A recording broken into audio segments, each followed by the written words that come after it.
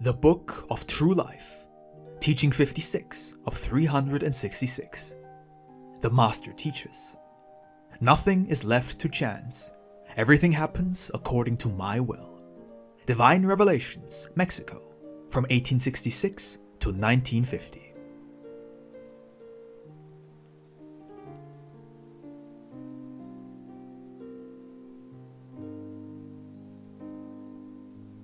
The Lord says, with jubilation in my spirit do I behold you hearken to my word. You come in multitudes to these houses of prayer to reinvigorate yourselves with my lessons of love. But not all come to hear me. Most come with the hope of relieving some of their sufferings, or to rid themselves of some heartache. Many have been called, but only a few follow me. There are many here who, during the second era, wished to hear the voice of the rabbi, but did not have the chance to get to know him. There are also those who, having had the opportunity to hear him, did not care to. However, during this time, all of them listen avidly to my word, and they are not waiting for me to take it back, so they will not have to lament their negligence once again later on. Therefore, I am not speaking into the void. Even if many have no interest in my word, there are some of my children who know how to safekeep it, like a jewel of unfathomable value, and to make it known to mankind when the time comes.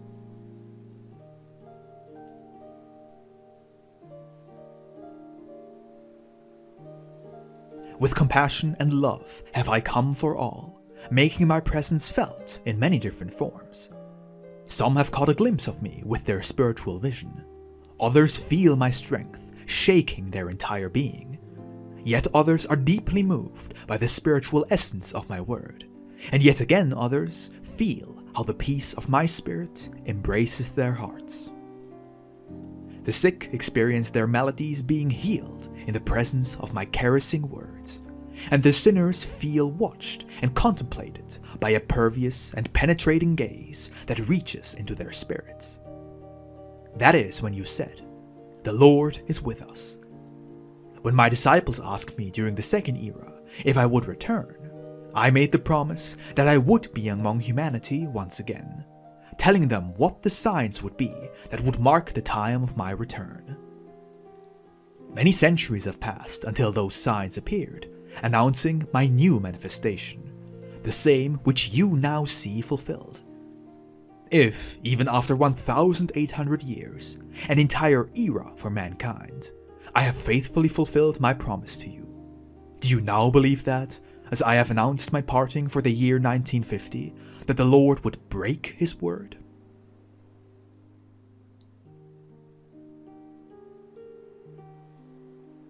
When the theologians and those who studied the scriptures of times past saw the fulfillment of the signs with which I prophesied my return and my presence among you, and upon seeing that time was passing by without them witnessing my arrival, saddened, they closed their books, believing they had mistaken the time and the signs, unaware that they were in fact right.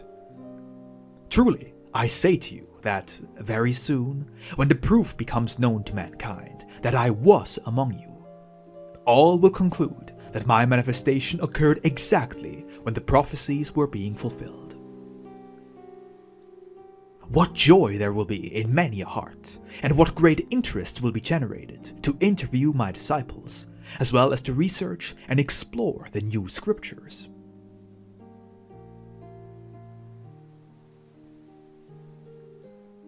During this time, there were not only a few witnesses to my manifestation. No, there were thousands upon thousands of individuals who felt their hearts beat with love and apprehension upon hearing my word. Many of them will be my faithful witnesses and my good disciples, those who shall not abandon me when my word will be judged by the courts and councils, testifying to my truth with their deeds of love.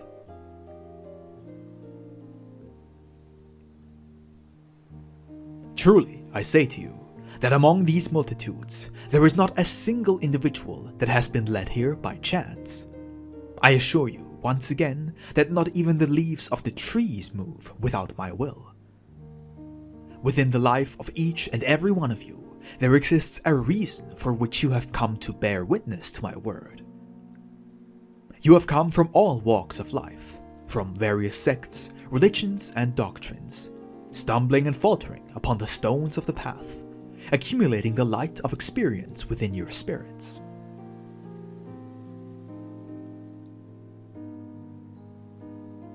Upon arriving here, you sense an unknown strength, an indefinable aura, and you ask yourselves, what could it be? This deeply moving word, this peace that perfuses the heart. Where do these things come from? And I have answered you. It is your Father who strengthens you. But I have not come to obligate you to believe in this form of my presence, and it is not even necessary to force you into believing, for I am manifested and made palpable before you. Just a tiny bit of emotional sensitivity is enough for you to perceive me.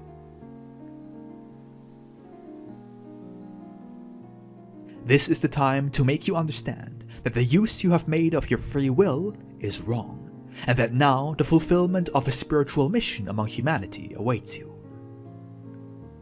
You see, I do not judge your past deeds just to then tell you if you are or are not worthy of receiving this responsibility.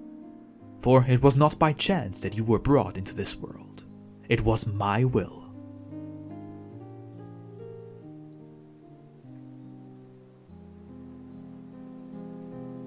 Think about your destiny. Ask about the, to you, unfathomable, and I will answer you. No one who has questioned the mysteries of my heart has gone without an answer, because in that moment will the light of your spirit shine, revealing the great gift you have received from your Lord.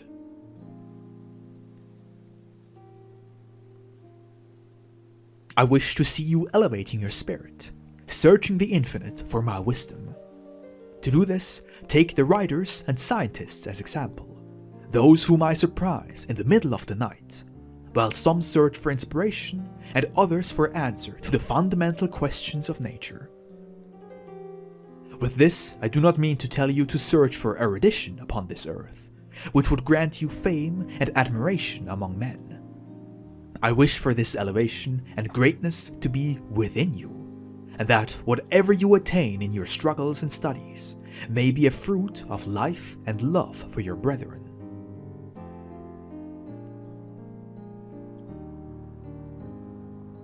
Whenever I draw close to the scientists who have become absorbed in their meditations and aged in their studies, I ask them, why do you slave away at this? For whom do you struggle and suffer so? And not a single one has told me, Master, I struggle out of love for humanity. They love science and they offer their life to it. But to those who knew how to ask, inspired by noble aims, great knowledge has been revealed, which has always gifted a sweet fruit to humanity. And this is proof that it was I who inspired that light. However, those who have examined nature without love and respect have become stuck at the beginning of the path, or have fallen into ruin, because it was not goodness that inspired them, but vanity, hatred, and ambition.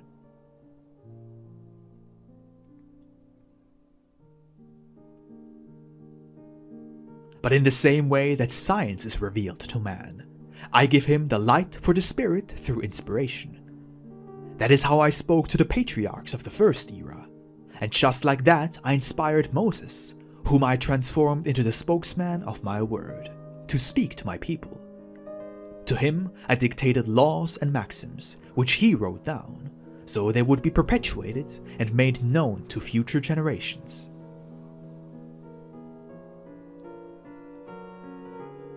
After Christ finished his sojourn here on earth, he illuminated 4 apostles of his doctrine, granting them the ability to recall his divine word during their meditations and ecstasies, so they would bequeath to mankind what their spirits could manage to receive through their understanding. These 4 apostles were Mark, Lucas, Matthew, and John.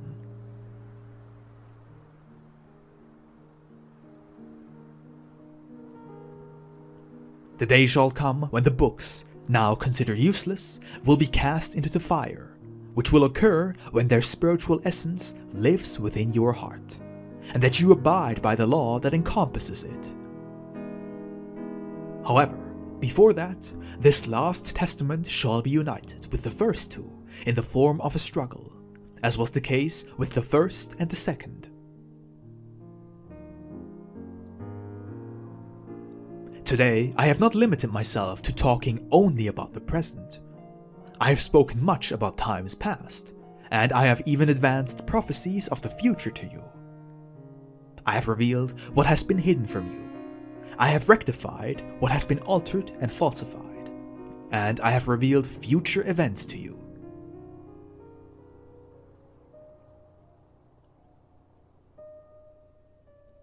Blessed are those who prepare themselves, because tomorrow they will know how to understand these lessons with goodwill, lessons that talk about mankind's destiny, about the future of the nations, and about the triumph of the light, which is that of love, peace, and justice.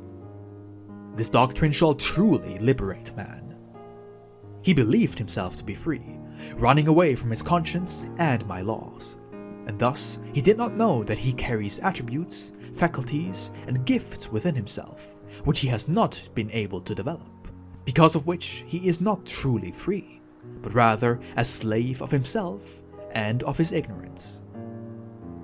How could such a humanity feel the peace of my kingdom and carry me within her heart? Her mind blinded by material ambitions, her heart beating merely for human passions, and her spirit materialized as a result of all this. This humanity is spiritually dead, but I, who has the power to raise the dead, have come to call her back to life and lead her into a time when she shall liberate her spirit, recognize her gifts, and, through them, attain progress and elevation. Today, you begin to make use of all the abilities of the spirit, and this is what will lift you from the abyss. Here is a people who desire my word with sympathy and wish to gather my teachings, because they know that the time of my manifestation through the human mind is short.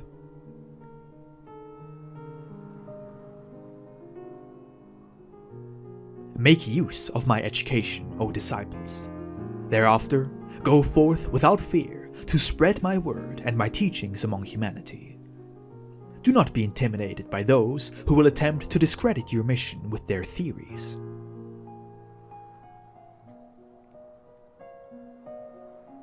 Mankind searches, not even knowing what it is she wants. Today, I have come to tell you this. I am the one whom you have been searching for. Who does not earnestly wish for peace? Who does not yearn to know the truth? Who does not wish to preserve his health?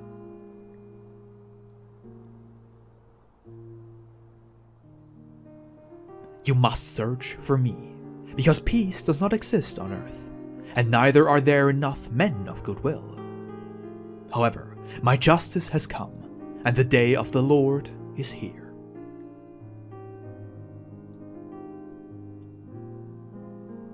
When man follows my will, even the elements shall bow as servants to him. But for as long as man persists in his disobedience, the elements shall continue to be unleashed, eventually making him acknowledge his lack of harmony with everything created.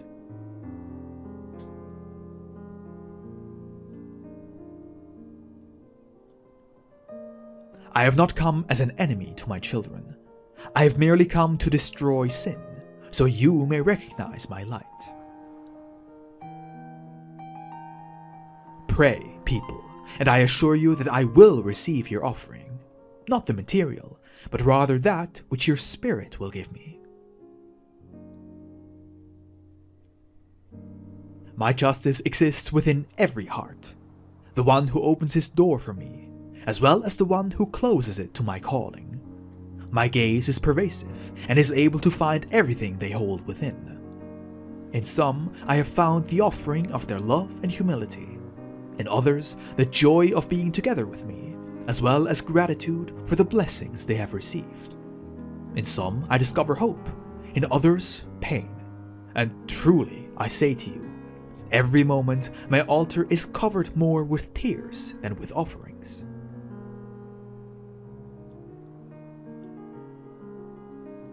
Here in my presence, you are cleansed of every blemish.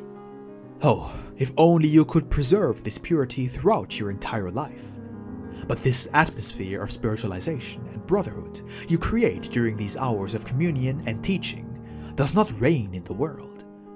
Even the very air you breathe is poisoned by sin.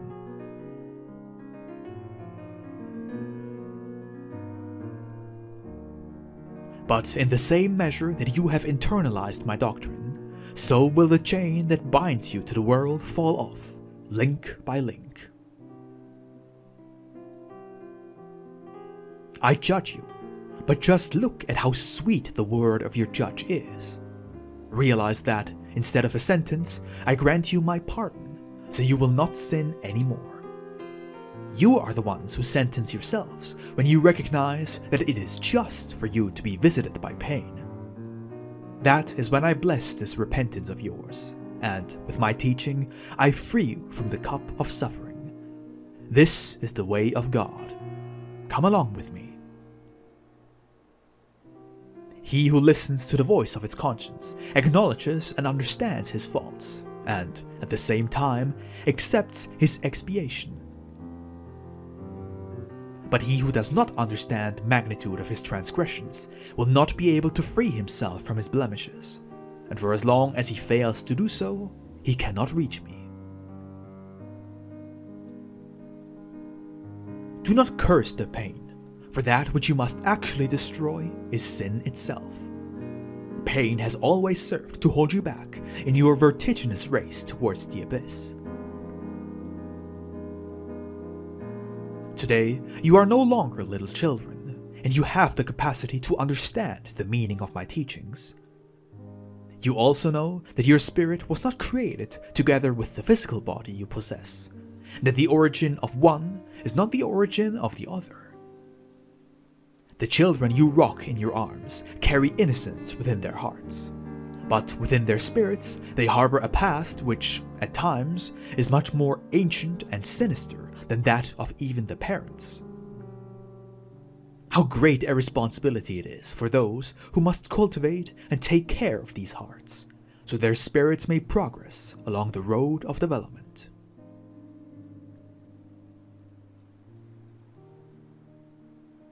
Do not look upon your children with any less love because of this. Remember that you do not know who they truly are, nor what they have done. Rather, increase your affection and love for them, and be grateful to the Father for having granted you the mercy of becoming guides and counselors to your spiritual siblings, of whose bodies you have temporarily become parents.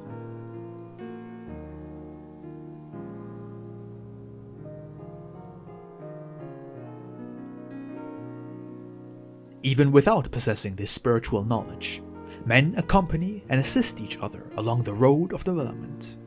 For the path to perfection has been created for all and shall be followed by everyone until the very end, even those whom you believe to be distant from my law.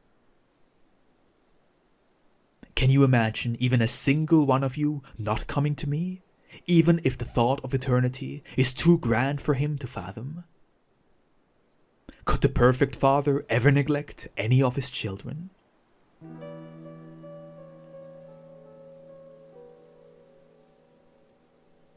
Now then, disciples, do you really believe that a single earthly existence suffices for the Spirit to accomplish his mission and perfect himself?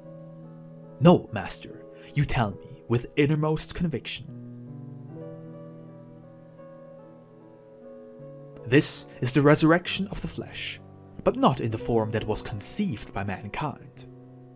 When the flesh has become stiff and still, it enters the bowels of the earth, while the spirit departs to the great beyond, waiting for my justice to send him to incarnate in a new body.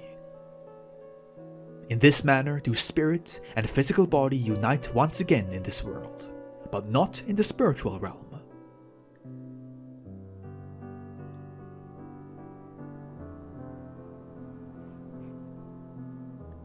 Just because the Father grants you more than one opportunity to fulfill your mission does not mean you should leave this one unused. For no one knows the number of earthly existences my judgment will assign to him. So, may the old, the young, and even the children hurry in fulfilling the mission that has been assigned to them to settle their accounts.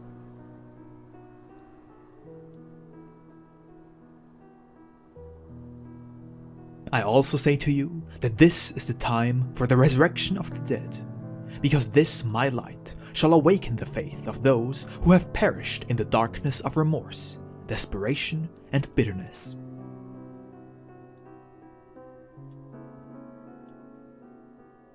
The sixth seal has been undone, and the book is opened before you. The candlestick illuminates the universe, and the divine word, symbolized by a tongue of fire, speaks to you from infinity. It is the voice of the Lamb that was sacrificed during the Second Era, surprising, illuminating, and raising men to the life of grace. Live vigilantly, for soon many prophets will emerge, and it is necessary for you to know how to distinguish between the true and the false.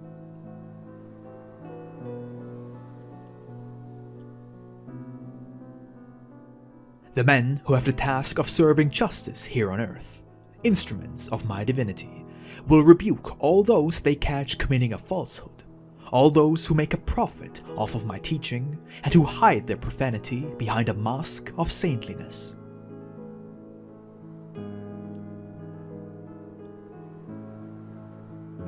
Woe betides those who promise to lead men to bliss, but instead lead them into war and confusion. I wish for my disciples to show themselves by healing the sick, rescuing the lost, helping the weak get back on their feet.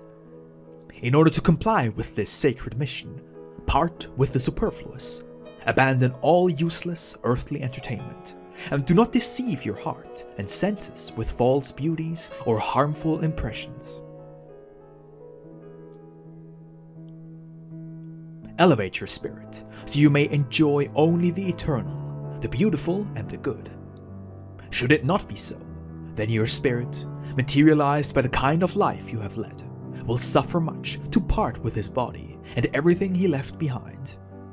He will have to roam the spiritual spaces for a time, enveloped by confusion and bitterness, until he completes his purification.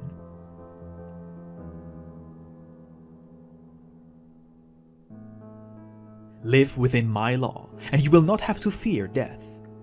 But do not call for nor desire it before its time. Let it come, for it always obeys my commands. Make sure that it finds you prepared, because that way you will enter the spiritual world as children of the light. Today, sit at my table, eat, so this bread may transform you, and you will know how to offer it to those who need it later on. Today, you bring those before my word whom you find without health, peace, or an ideal along the path. Tomorrow, when you will no longer hear my voice in this manner, you shall be the ones to receive your brethren and nourish them with this life essence.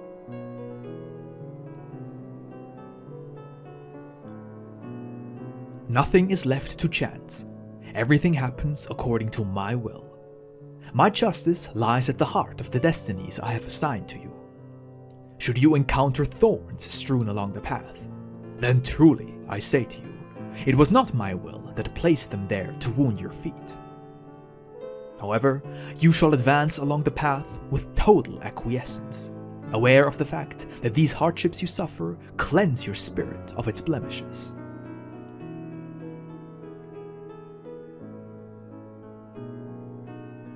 When that acquiescence is born within your heart, you will feel how my mercy prepares the way for you. Those who now listen to my word receive it like balsam upon your wounds.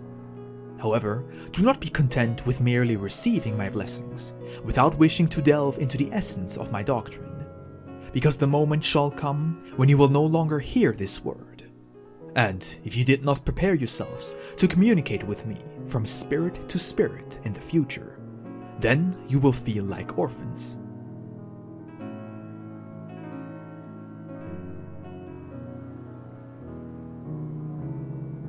In the battle that looms ahead, I want you to be the steadfast soldiers who will defend their cause, so that in life you may be called the strong and prudent Israel, like Jacob was, and that you may be ready to always come forth and respond to the call of the Father.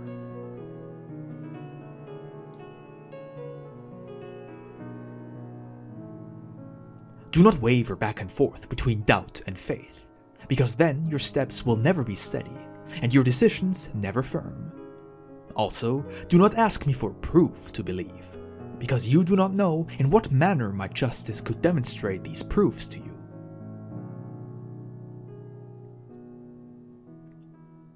Do you not sense an invisible aid lifting up those who have fallen into degradation?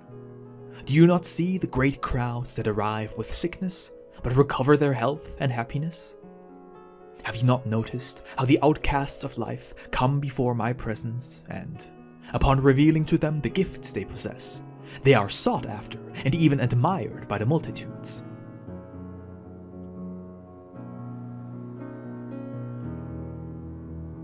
Discover all the proofs I have bestowed upon you through my power and presence, and you will be convinced that I have granted a miracle to every single man, so they may all believe in my coming during this time.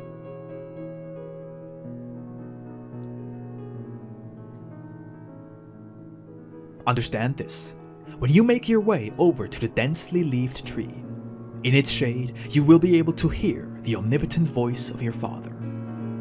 The disciples must make use of my presence to ask me if the fruit they have been harvesting is satisfactory and agreeable to my divinity, to which I respond: if you have sown my seed, then you will gather a good harvest.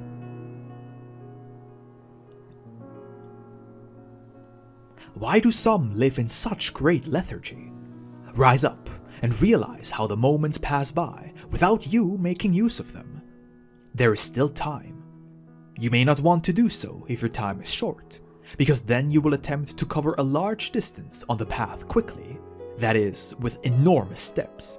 But this way, you will do nothing good, and you will not harvest anything either, because it requires time for the seed to germinate, the plant to grow, and the fruit to ripen.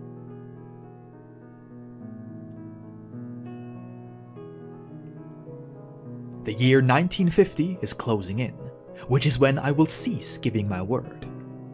During that time, I shall mark the last of my children, and the number of the 144,000 shall be complete. Those who have listened to my word and are aware of their gifts and missions, and have made good use of that grace, shall feel secure. But those who have refused to comprehend this work will have to suffer much. They will have to earn many merits and make numerous sacrifices to attain the elevation where my peace dwells, which is like a gateway opening before the Spirit.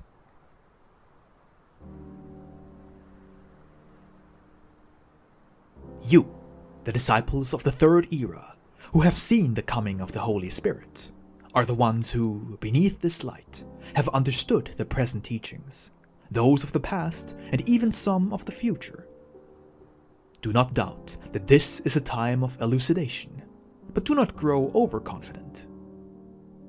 Behold how the talent of the scientist shines brighter than never before. Behold how much the child knows from its very first steps. Realize what is happening all around the world. You are still castaways searching for other castaways, crying out for help in the midst of a raging sea. Study my word in depth, so you may have a true understanding of it, and that you will not transform my doctrine into another theory. Do not wait for the time of persecution without having the weapons necessary to defend yourselves. Those weapons shall be your manner of living, your word, and your worship of God.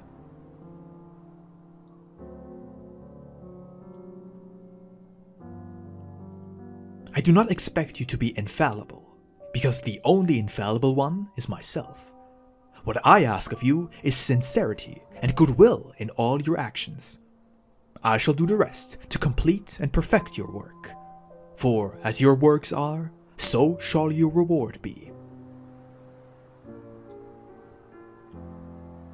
Should one of you feel envious towards your brother, believing that the master loves him more, and both would seek to claim their place to my right, I would say to them, it is not I who shall make you sit to my right. This is something that each of you will have to earn by yourselves. Truly, I say to you, I could not love one child more than the other. Among my apostles during the second era, I did not love Judas any less than John. Those spirits were drops of the infinite ocean of my love, and when they returned to the Father, only He, in His elevated judgment, knew what each of them had earned for himself.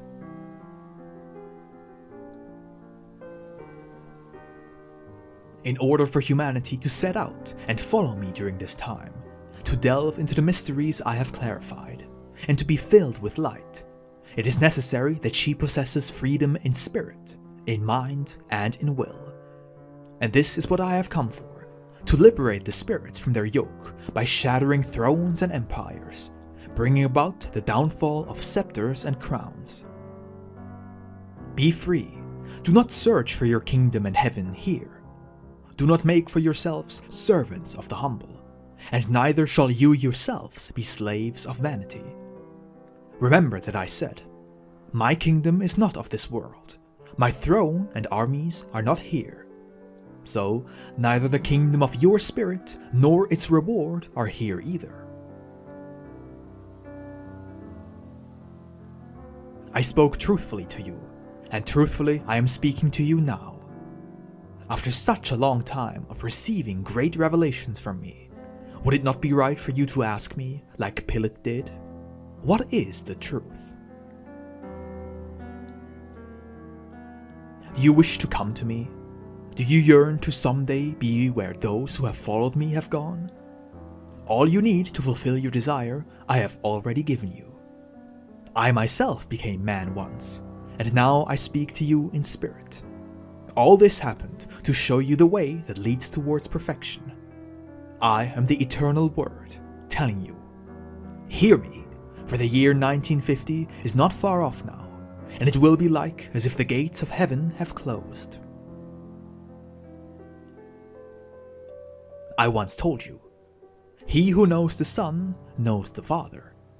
Now I add to that, he who knew the Son, and through him the Father, knows the Spirit that speaks to you today.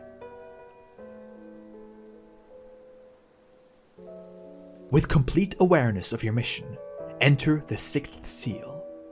Call me, and I shall come to speak with you, but do it before the year 1950. Which my will has scheduled to mark the termination of my communication through the human spokesman.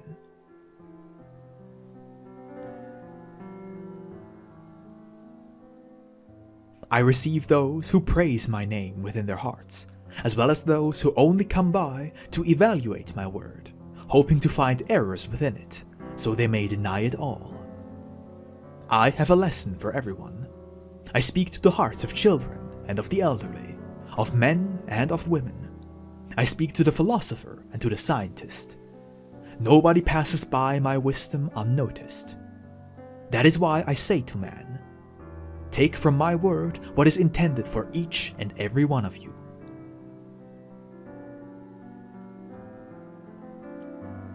I said to you once, I am the way, and it was only until later that you understood what Jesus meant to say with those words. For you understood that the way is, in reality, the divine law of love. However, today I say to you, I am the way, the truth, and the life. If you search for the essence of my word during this time, you shall find the eternal law of love within it, that same path I outlined for you here on earth. Back then, many believed that Christ missed the right way and falsified the law. That is why they fought against and persecuted him. But the truth, like the light of the sun, always triumphs over the darkness. Once again will my word be combated, because some will believe to have found contradictions, confusions, and errors in its essence. But once more will its light shine into the darkness of this time, and humanity shall realize that the way and the law I have revealed to you are the same as they were back then, and will always be the same.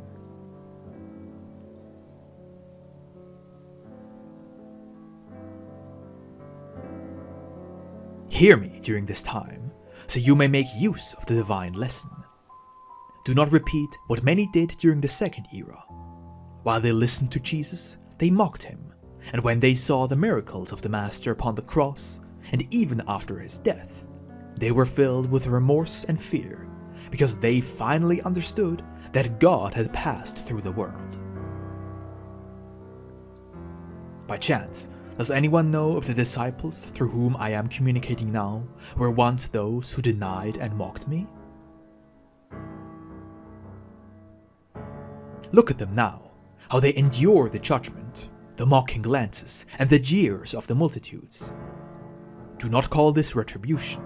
It is justice, and it is necessary that he who errs through his ignorance experiences and lives through this, so that later on he may understand his mistake.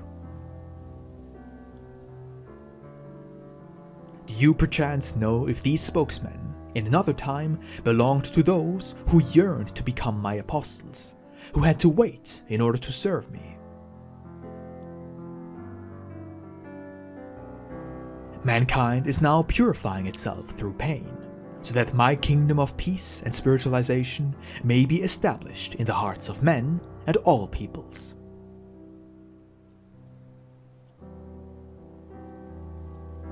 In the year 1924, I prophesied everything that is happening right now. Little by little, does one after another come into my presence. Those who, during this time, have been called to be my forerunners and prophets. And every single one who has felt this calling within him tells me, "Lord, here I am. I wish to take part in this work of yours. Command me, for I am your servant."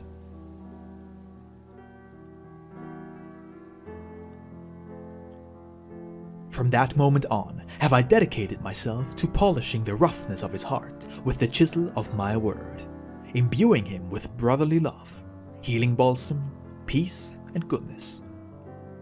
Remember that I have told you, from the abundance within your heart shall your lips speak.